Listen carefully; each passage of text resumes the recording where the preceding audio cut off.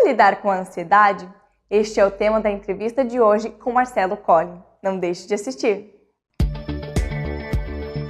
Olá, que bom que você está conosco. Seja bem-vindo ao programa Vida em Foco. Na entrevista de hoje, a gente vai receber o Marcelo Colli, ele é médico de família, ele é um grande participante do nosso programa, meu amigo, frequentador do Centro Espírita Paz, aqui em Curitiba. O tema da entrevista de hoje é ansiedade. Marcelo, seja muito bem-vindo, muito obrigado. Valeu, Lúcio. Tema bem conhecido, nos preocupa bastante durante a prática médica, né? Bem, sabemos que a ansiedade é uma doença e a pergunta é a seguinte: é realmente um problema sempre ser ansioso? A gente já teve até a oportunidade aqui no programa, quem quiser resgatar lá no YouTube, os programas antigos, de falar uma vez sobre a ansiedade. E trouxemos de novo, dada a dimensão do assunto, né? Dados epidemiológicos, então levantamentos estatísticos que são feitos, existe um questionário para avaliar se a pessoa tem problema com ansiedade. Nós não estamos falando daquela, quando eu vou fazer uma prova eu fico um pouco ansioso, quando eu vou conversar com alguém novo, fazer uma entrevista de emprego. É normal, todo mundo fica um pouco ansioso. Estamos vendo pessoas que têm problema com a ansiedade, que a ansiedade é para elas um limitador. Então tem um questionário padronizado feito por telefone e foi feito 1 milhão de pessoas foram entrevistadas na Europa a esse respeito. Chegou-se à conclusão que desse 1 milhão, 400 mil pessoas tinham a sua vida limitada por causa da ansiedade. Tinha algum tipo de problema, algum tipo de transtorno pela ansiedade. Então 40%, quase a metade da população tem algum transtorno, alguma dificuldade vinculada à ansiedade. Então ela é mais comum, disparado, mais comum que a depressão, embora a depressão seja talvez mais pungente, chame mais atenção, mas a ansiedade é muito mais comum que os problemas depressivos. Então é sim um grande problema, um problema muito frequente, muito comum, provavelmente de quem está ouvindo a gente em casa. Várias pessoas não conseguem desempenhar como poderiam suas atividades porque ficam ansiosas, são ansiosas. Pois é, mas só estamos aproveitando. Muita gente tem alguns sintomas ansiosos e nem percebe que é ansiosa, que é a ansiedade. Não como você falou, estou nervoso por um problema X, mas é aquela pessoa que tem medo, que tem sintomas orgânicos, né? Às vezes fica enjoado, com dor de cabeça, tem um calorando, e nem se dão conta disso. Então é importante a gente, acho que, destacar esse ponto, né? De como ela é uma doença que está ali, quietinha, latente, incomodando o tempo todo, né? Então, aproveitando isso, vou já emendar, de onde vem a ansiedade? As manifestações, nós podemos até detalhar elas um pouquinho adiante para as pessoas irem percebendo, porque você está muito certo na tua observação. Nem todo mundo consegue enxergar que algumas limitações são devidas à ansiedade, mas já a gente chega lá. Qual que é a origem da ansiedade? Então, hoje a nossa abordagem vem do livro Conflitos Existenciais, do espírito Joana de Ângeles, pelo médium Divaldo Franco. E lá ela traz assim para nós: a base da ansiedade é o problema de autoconfiança. Quando as pessoas não têm uma confiança boa, não se sentem confiantes naquilo que podem fazer, aptas, capazes, elas vão manifestar ansiedade em diferentes situações. Então você tem um problema básico de autoconfiança e vai manifestar isso de diversas maneiras. Já para a gente entrar um pouquinho nesse assunto, da onde vem essa falta básica de confiança que as pessoas têm? Então são dois os elementos que vão convergir para esse déficit de confiança. Tem a ver com a educação que nós recebemos na infância, e os psicólogos já estudaram muito e trouxeram grandes contribuições a esse respeito, falando do papel dos pais em fazer dos seus filhos pessoas que sejam autoconfiantes, que se sintam bem, que sejam corajosos, ou pessoas inseguras. Basicamente tem um binômio. Não é uma regra, porque não tem sexismo aqui nessa questão, mas é uma combinação de dois fatores.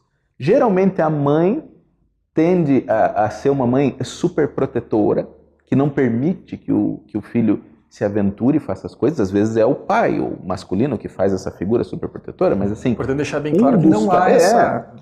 que é uma tendência natural. Mais comum a mulher cair nessa polaridade do que o homem. Então, um dos dois ali pode ser super protetor e não permitir que a criança vá fazer as coisas por conta própria quando ela vai pedindo. E a criança vai pedindo. Com 3 aninhos é aquela fase, né?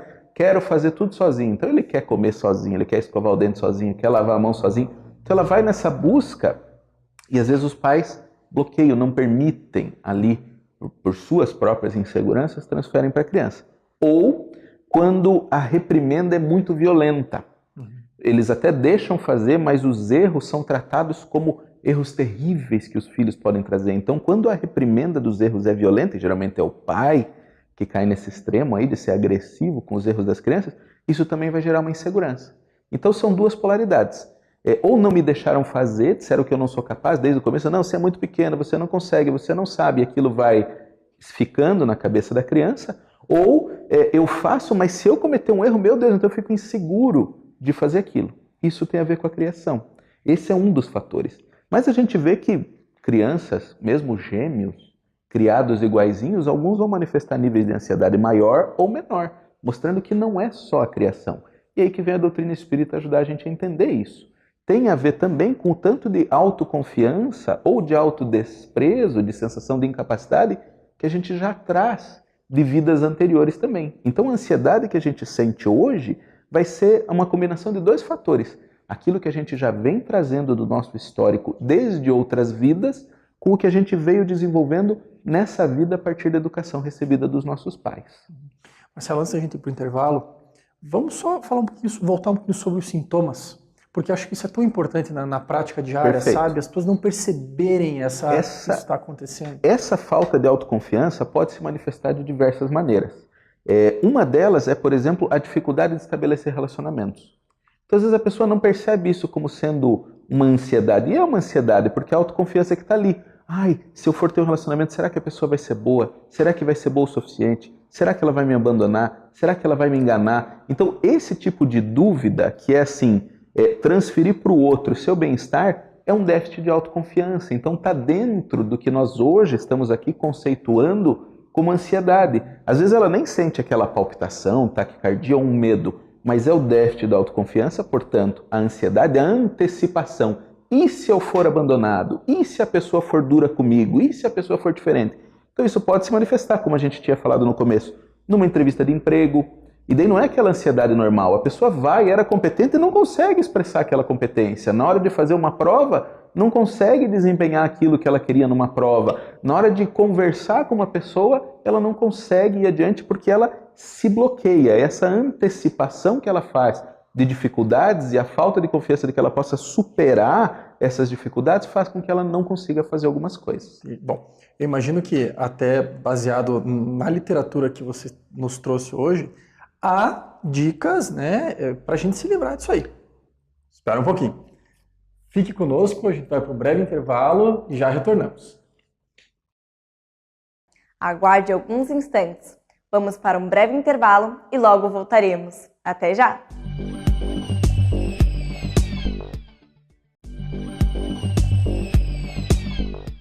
Voltamos com a segunda parte da entrevista. Hoje, a Vida em Foco traz o tema Ansiedade com o entrevistado Marcelo Colli. Vamos conferir. Retornamos para a nossa entrevista com o nosso querido amigo Marcelo, que é médico. Estamos falando sobre ansiedade. Na primeira parte, eu deixei uma pergunta no ar sobre o tratamento da ansiedade e de que forma que a doutrina espírita pode nos ajudar. Então, vamos lá, Marcelo. Então, o primeiro passo, quando a gente está percebendo algumas limitações na nossa vida, é começar a se perguntar qual é o pensamento que está originando esse meu sentimento de insegurança. Porque você está ali, está preocupado, amedrontado, antecipando, e só sentir não é o suficiente para que a gente consiga resolver. Aí vem a hora da gente racionalizar um pouco essas questões. E às vezes só nesse processo de racionalização, uma porção importante da ansiedade vai embora. Porque a gente vai ver que os sentimentos podem funcionar na nossa mente no campo da ilusão. Então aí que está a dificuldade da gente ser sentimental sem trazer um pouco de razão, de luz a esses nossos sentimentos. Então eu me senti inseguro. Aquela é uma sensação que pode ser física mesmo, pode ser um friozinho na barriga, pode ser uma taquicardia, pode ser identificado no tremor de extremidade, na sudorese, alguma coisa assim. Não está legal. você está se sentindo como se estivesse andando num terreno perigoso, como se estivesse pisando em ovos, como se estivesse andando na beira de um precipício. A sensação pode ser descrita de diversas maneiras. Minha cabeça parece que está meio voando, parece que eu tenho ruim. Uma barriga com uma fome, mas que não é de comida. Ou eu posso ter transtornos mesmo, né? De ter vômitos, diarreia, dor de cabeça intensa. Então, quando a pessoa vai para o campo dos transtornos, é legal procurar ajuda de alguém também mais profissional, bem preparado para seguir, embora isso não te imiscui da necessidade de se cuidar também. Claro. Então, quando os sintomas são muito intensos, às vezes o sofrimento é tão grande que a pessoa não consegue racionalizar sobre eles. Mas se você consegue pegar em tempo, é hora de raciocinar. Qual é a dúvida? Tem que se perguntar mesmo. Qual é a minha preocupação? O que está pegando? Qual é a minha dificuldade? Porque no campo da ilusão, aquele sentimento que vem vindo, aquele mal-estar, é literalmente a sensação de que a gente pode morrer com aquilo. Que alguma coisa vai nos exterminar. Porque esse sentimento ele vai se alimentando e vai ganhando na ilusão, como eu falei, uma grande proporção. Quando a gente para raciocinar em cima dele, a gente dá a dimensão para essa ilusão adequadamente. Vai ser chato se eu reprovar na prova? Vai ser chato. Então eu, antes da prova, imaginar que eu possa ser reprovado, ter que fazer recuperação, ter que estudar no fim de semana ou perder um ano, é uma preocupação real e que a gente deve ter. Agora, não vai morrer por causa disso. Não vai deixar de ser um profissional por causa disso. Né? Porque daí já vem todas aquelas preocupações. Mas se eu reprovar, e daí meu pai, a minha mãe... Então, quando a gente vai racionalizando, a gente vai vendo que muitas dessas nossas dúvidas não fazem sentido naquele momento. E aí a gente já vai conseguindo segurar um pouco melhor essa nossa ansiedade. Então, qual é a questão? Aonde que está o déficit de autoconfiança? Qual é a pergunta exata que você está se fazendo na sua cabeça naquele procedimento? Qual é a cobrança que você tem na hora de fazer aquilo? Eu preciso fazer isso certo, senão eu não valho nada. Opa, como assim? E daí quando você percebe isso, que você está se cobrando fazer uma coisa certa porque não vale nada, às vezes você consegue buscar no teu histórico, realmente eu me cobrava demais, ou a minha mãe, ou uma outra figura muito importante na minha vida dizia isso, olha, se você quiser ser alguma coisa na vida, você precisa ser assim. E daí você agora para pensar com a tua mente mais de adolescente, que talvez esteja ouvindo a gente em casa, um adulto jovem, um adulto mais maduro, mesmo um idoso, ainda pode estar escravo dessas crenças que são infantis. Joana de Ângeles diz que o ansioso ele tem uma dependência infantil da aprovação do outro, da consideração do outro, daquilo que os outros vão dizer ou fazer dele ser desse ou daquele jeito. E é isso que deixa ele muito inseguro, muito com muita dificuldade, com uma energia bastante perturbada para conseguir dar conta daquele desempenho que ele está buscando. Bom, se a gente fosse então resumir, assim, acho que o primeiro ponto é a racionalização sobre aquela emoção que perturba. Acho que esse é o que está pegando? Qual que é a crença? Qual que é a dúvida? Qual que é a pergunta exatamente que eu tenho? Porque, exatamente, é a reflexão sobre o sentimento e sobre a crença relacionada a ele. Que muitas vezes, como você disse, pode ter vindo de muitos e muitos anos atrás, e não necessariamente de uma pessoa próxima de dentro de casa, mas alguém que teoricamente serviria de referência, né? Bom, e diante disso, ok, então a gente racionalizou, o próximo passo seria? De alguma maneira, aprender, verificar a verdade daquilo. Eu racionalizei, algumas coisas são fato. Você veja, um pai de família que está desempregado, tem que pagar as contas no fim do mês, e ele racionaliza, puxa, de onde eu vou tirar o dinheiro? Então ele racionalizou e agora tem que tomar atitudes a partir disso aí. Mas o mais das vezes vai ter um grande campo de ilusão, de imaginação. Daí é extrair daquilo o que é verdadeiro e o que é real. Frequentemente a gente vai levar daí para esse nosso ego que não foi bem preparado. Essa nossa insegurança que é muito nossa mesmo, do nosso passado, de ter que se apoiar nos outros. Aí vem a hora da gente começar a reconstruir isso, né? Mas espera aí, será que eu preciso mesmo da aprovação dos outros para cada coisa que eu faço? Como é que eu posso desenvolver um pouco mais de confiança em mim? E daí eu daria 2 sugestões para quem nos está ouvindo em casa. Primeiro, que se empenhe em fazer o bem. Qualquer tipo de bem. Para qualquer pessoa, em qualquer situação. porque isso vai ser bom para a nossa autoestima, isso vai confirmar que a gente vale alguma coisa. Eu fiz a diferença na vida de uma pessoa. Então pode ser ajudar a distribuir um agasalho, distribuir uma sopa, separar um pouco do que sobrou em casa. Você pode pensar, mas o que isso tem a ver lá? Não, isso vai dizer que você tem valor, que é a pergunta última que está te dando aquela insegurança no meio do teu sofrimento todo. Você pode fazer um bem visitando uma pessoa, levando uma palavra, levando a tua presença física a alguém, fazendo um trabalho voluntário qualquer que seja, usando a tua competência para fazer um trabalho para alguém que não poderia pagar por aquele trabalho. Então você sabe mexer com marcenaria, conheça alguém que está precisando de um móvel e você pode ajudar. Então coloque os teus talentos. E não tenha dúvida, todo mundo tem talentos. Porque às vezes a nossa confiança está tão frágil que a gente diz, mas eu não sirvo para nada, eu não sei fazer nada. Calma, não é bem assim. Pergunte para alguém que você conhece que te gosta. Bem, quais são os talentos? O que você tem? A pessoa vai te ajudar a enxergar, às vezes, coisas boas que você não vê.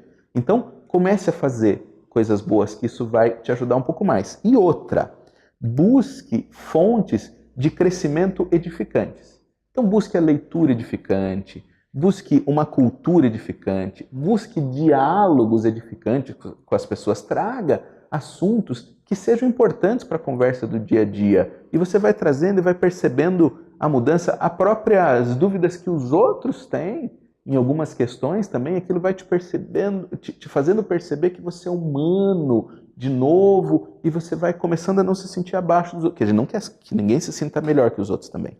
Claro. A gente tem que perceber que nós estamos sujeitos a falhar da mesma maneira que todo mundo está sujeito a falhar. Ninguém é infalível. Se a gente quiser ter uma noção de que tudo vai sempre dar certo, a gente não vai falhar, ela também é equivocada.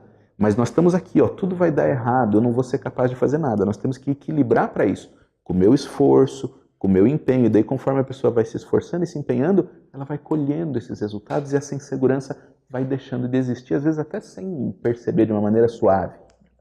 Marcelo, olha, espetacular. Muito, muito obrigado. Eu tenho certeza que as tuas palavras vão ajudar muitas pessoas. Pela sua presença conosco, muito obrigado. O programa continua. Se você perdeu algum outro, nos procure no YouTube, A Vida em Foco, através das redes sociais, também no Facebook. E você pode também contribuir com o programa, escrevendo para contato@vidaemfoco.com.br. Muito obrigado. O programa segue adiante.